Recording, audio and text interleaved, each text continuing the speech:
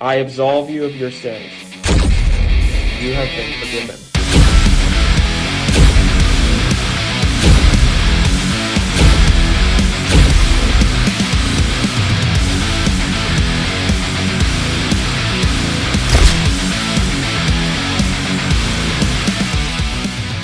This, ladies and gentlemen, is the Smasher, the embodiment of the sentence "size don't matter," as nothing that passes in front of your gun will make it out alive.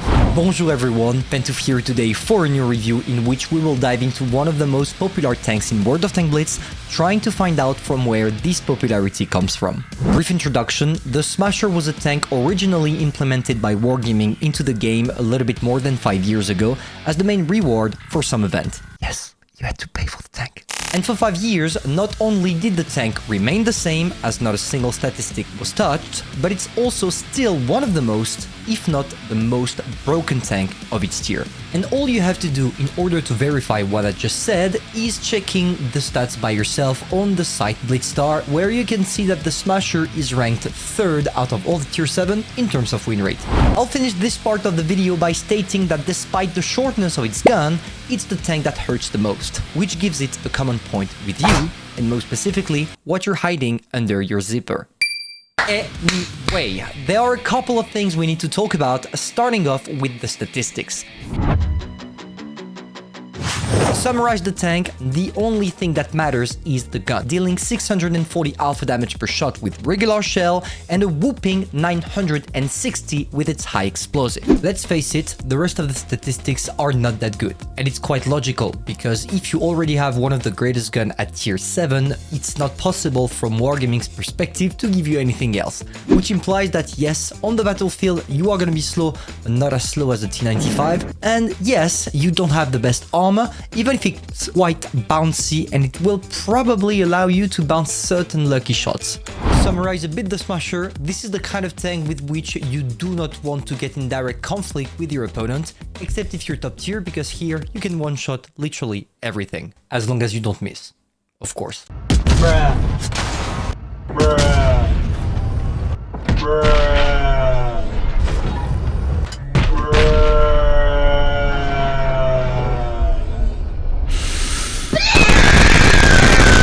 Smasher has a specific playstyle. It's either you're top tier and you can directly brawl with all your opponents without really fearing anything, or you are bottom tier, and in this case you will have to find a place from which you get supported by your heavies or pretty much by anyone from your team, and at the same time that allows you to snap a couple of quick shots that will annoy your opponents. But instead of just talking about the playstyle, let me show you what you're supposed to do with it.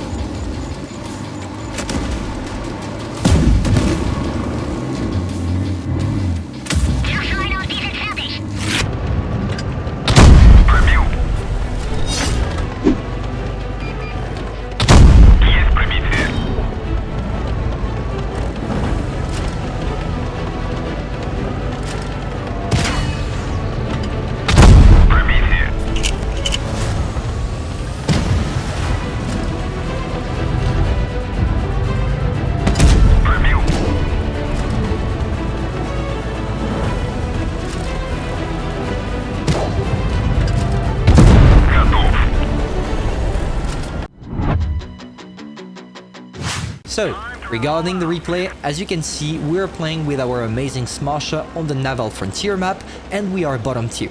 As I already mentioned to you, when you're bottom tier, it's quite important playing the Smasher that you make sure not to be alone. Luckily for me, the heavies decided to play on the heavy side, and I'm following them. I know that we still have enough people with us in order for us to make the difference on this side, as long as we don't face the whole enemy team. A little bit of funny HUD bug here. I don't know what causes that, but it's hilarious, and I would like maybe to get it more, because at least here I can definitely tell you that we are seeing where the Carnavan is sitting, right? So there we go. We are trying to reach for the hill because, as you can see, we were in the open if we stayed here. And at the same time, the hill is a pretty good and strategic place to take. And we switched to HE while shooting at the Carnavan. And I really want you to understand how important it is for you to always shoot HE at tanks you can't penetrate if you do not have any other choices. Why? Because of your caliber. You have an amazing 155mm gun, which implies that when you shoot HE, even at the most armored part of any tanks you're gonna encounter, you will pretty much do between 300 and 400 alpha damage. And it's always better than risking a big bounce with your 16.5 seconds of reload. But of course, talking about bounce, this is something that we don't know specifically if we shoot at tanks like the ARL. We switch to gold shell and we are equipped with heat shell, which means that we can do a lot of damage. And once again, we do the same on this poor IS sitting in the corner. What is important for you to understand in this current part of the replay is that you clearly see that I'm not trying to be the main target of my opponents. I'm trying to play it sneaky, because as I told you, you have a really huge reload time, and in order for you to make the most out of it and to avoid getting destroyed earlier, you do not want to play too aggressively. By that, I mean that yes, you can do or you can go on the side where everybody is going, but you gotta make sure that you are not the main targets of your opponents. And how do you do that? By hiding when necessary and waiting for your allies to take the lead, to take the aggro, as we say in RPG game, for you to be safe and being able to snap your shells when needed. And now you're gonna have a pretty good demonstration of what you're supposed to do with the Smasher and why it's one of the most popular tanks in the game. I aimed for less than 2 seconds and boom, let's say goodbye to that poor tank that tried to do whatever. And now we patiently reload, hoping to get a shot on the SU-152 that is never going to happen, and instead we go on the CDC. Of course here we missed, but that's on me because my shell went exactly where I aimed, but I aimed poorly. And now we are in a little bit of a tricky situation. We are in a 2 versus 3 match, but they seem all to be low life, which is gonna help us a lot. Because at this moment, when I know that everyone is low life, I'm just going to switch to HE. I'm not gonna take the risk of bouncing anything, specifically when we are in an intense situation. Already sitting at 4 kills here, we go on the CDA as well, and going for a glorious 100 damage with our HE. And now I'm gladly asking our friend there to leave me the last kill in order for me to get the pool medal. I don't know if it's going to be enough for me to get any ace tankers, but at least I will get another medal to add to my collection, just like I was General Grievous or something. So there we go. We see that our friend spotted the SU, and unfortunately I was not patient enough. I should have just aimed straight at the SU-152, but I was trying to get the most out of it by snapping a crazy HE shell that could have been a penetration there, but yeah, you know what, it's not a problem. I'm just gonna try to get it through splash damage. So we wait for the Shiri to go there because I don't have the mobility to do that.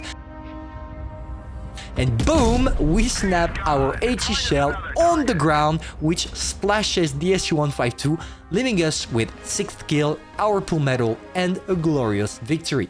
And there we go 3k damage, first class, pool medal as mentioned, and everything needed for us to get a great review.